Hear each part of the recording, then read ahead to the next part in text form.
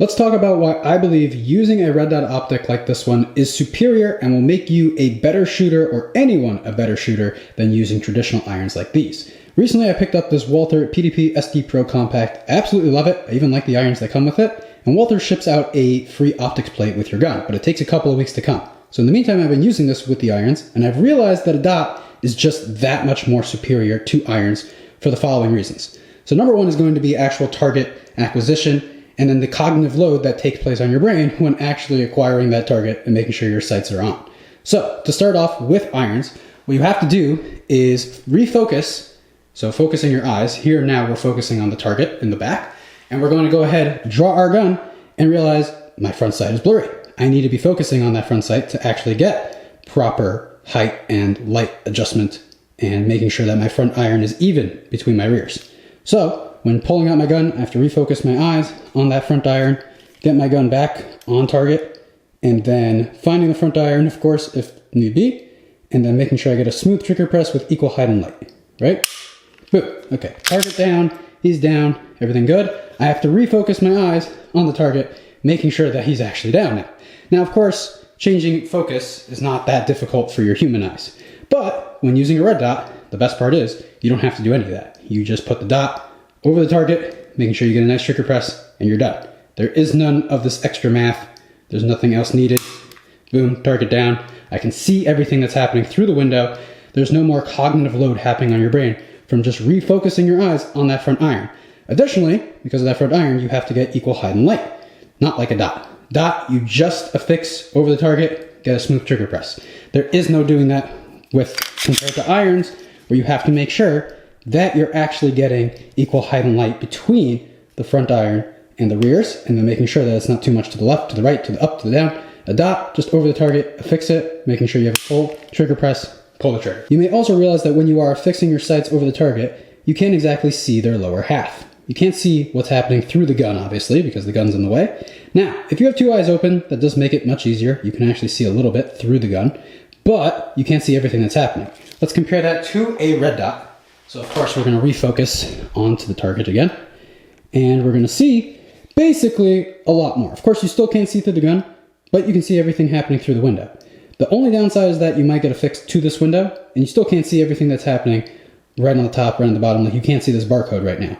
But it's a much better viewpoint, especially because you can always bring it a little bit further back, a little bit closer in, and shift it slightly just to see exactly what's happening with someone's hands, for example. And again, having both eyes open is going to make this a much easier process. Obviously can't do that on camera. Now for my favorite reason, which is going to be actual feedback. This is most important to new shooters, but especially anyone that does consistently train or just wants to get better at shooting.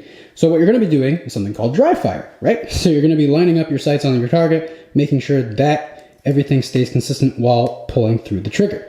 Now with irons, because they are big, black, bulky, or whatever color they are, they actually don't move as much as a tiny little laser dot. The reason for that is just because of eye perception, and that a dot is a tiny little thing floating inside of a glass window compared to these big black irons, which move along with the whole gun. So when you make slight movements, slight adjustments, when pulling your trigger, you may not realize it as compared to a dot. So here we go again. Let's go ahead and make this a little bit more jerky. That probably looks a little smooth. There was definitely some left movement in there. Let's slap that trigger. Okay, definite movement there. Now, I'm going to do a slight press with a little bit of slappiness at the end.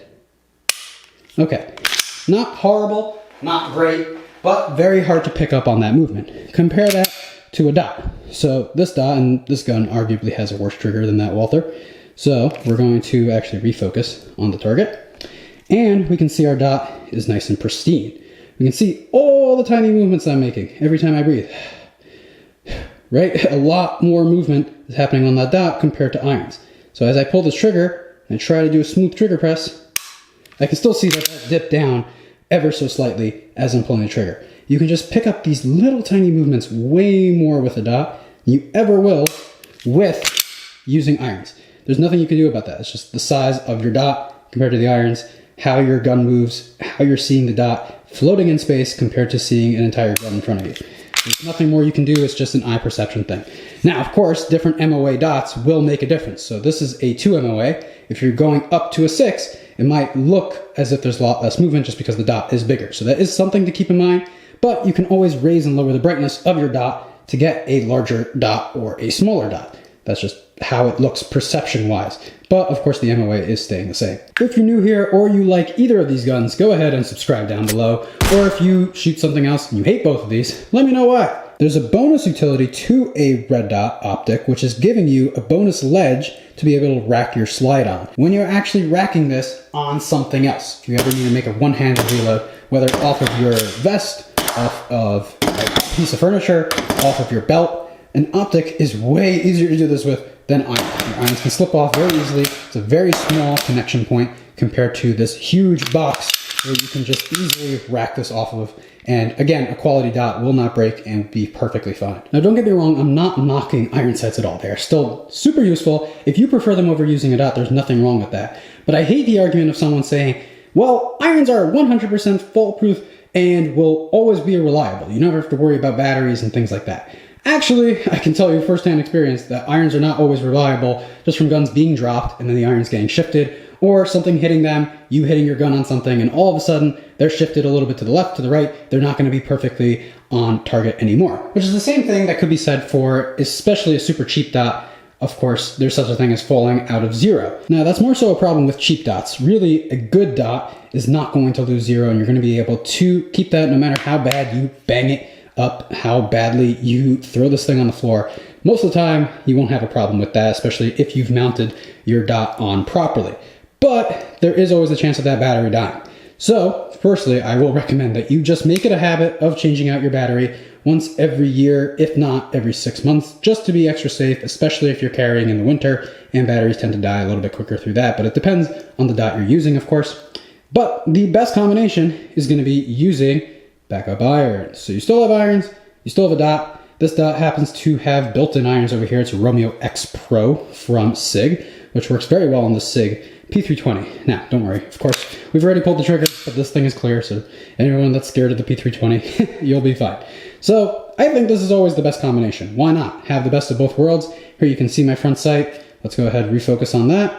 And now I have a front sight, I have a rear sight. I can still line those up and use this perfectly, even if my dot was off, which we'll go ahead and do. So here we go.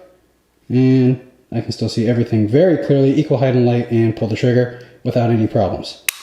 So there we have it. This is why I prefer dots over using something like irons. It's just going to make you a better shooter by being able to pick up on those little feedback notes especially, and then also being able to have an easier time acquiring your target, quickly getting your dot on and pulling the trigger. There's not so much thought or extra cognitive function that needs to happen when doing so with a dot, and that's why I believe it's superior. But let me know your thoughts. I'd love to hear what you have to say. If you only will use iron sights, if it depends on the gun, I totally understand that. So I'd love to hear which guns you use iron sights for, which ones you use a dot on, and yeah, please let me know. And I'd love to see you on the next video, so go ahead, subscribe down below again, and comment any questions you may have.